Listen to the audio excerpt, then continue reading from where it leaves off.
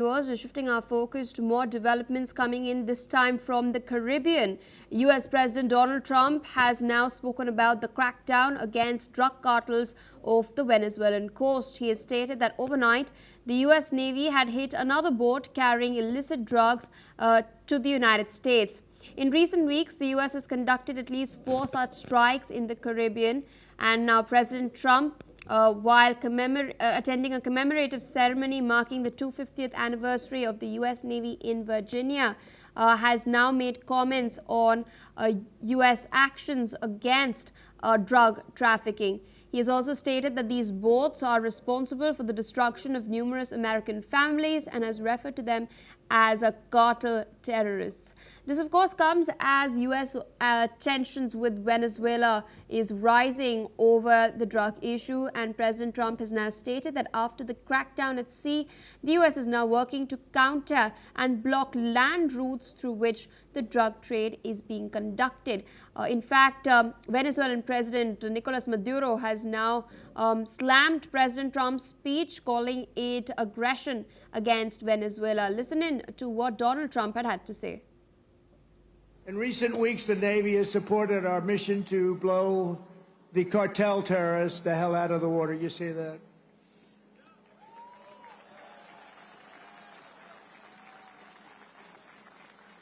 And you know, there are no boats in the water anymore. You can't find any. We're having a hard time finding them.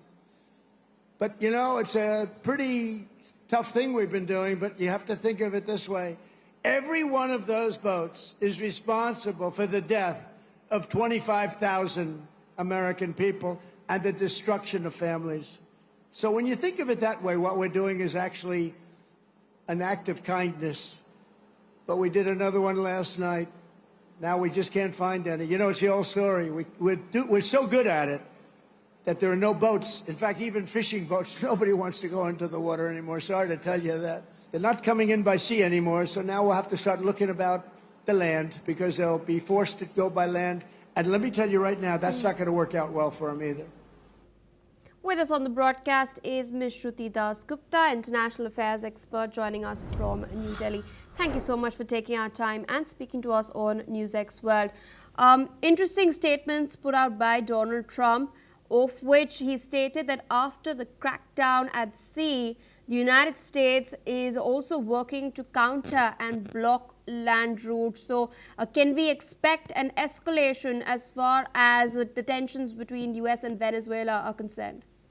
Well, the tensions are already up. Greetings to you and your viewers. This is the second time that without any proof or without any publicly declared intent, the Navy, US Navy has acted against a civilian vehicle. And this is not something that should be acceptable to any power in the world, which is exactly why Russia has said that the Caribbean Sea is being disturbed by the aggressive forces of USA. We understand that drug is an issue and it should be countered, but this is not the way. If you're going to shoot people down, as he said in his own statement, the normal vessels, the civilian vessels, which are fishing vessels and the other vessels, tourist vessels, they will all be scared. And why would you stop at Venezuela? Then why would you not go after the other nations that you want to kind of control? So this particular narrative is very dangerous, that the US is using to kind of dominate the seas and scare nations into agreeing to what they want to do.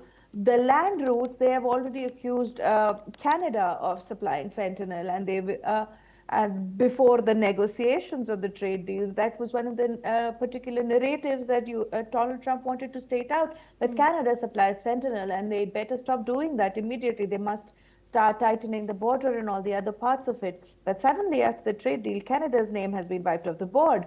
Another part of it is that Mexico and the US are having tough ties.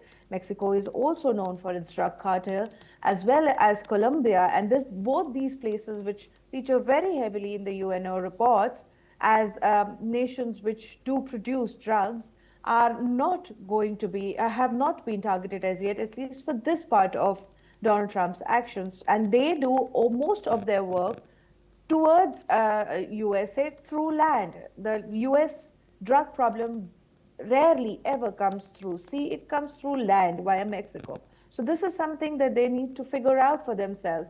most of the drugs which is probably traveling through the marine operations are headed towards the Western Europe as such. And I believe there have been significant increase in the seizures that have been happening over the years over there, marking them as the primary destination of maritime drug transport.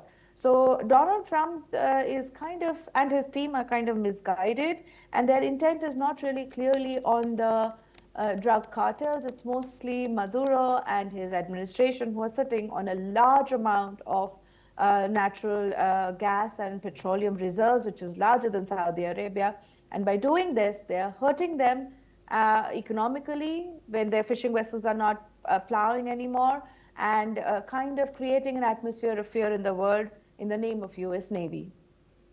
And, ma'am, you've spoken about the fact that, there was a UN report that has come out. In fact, the UN report also points to the fact that even if drugs are being transitionally shipped through the sea, they're mostly done so from Latin America through the Pacific Ocean and not really the Caribbean and the Atlantic. So in that sense, what's really going on behind the scenes? Why is Venezuela being targeted in the Caribbean?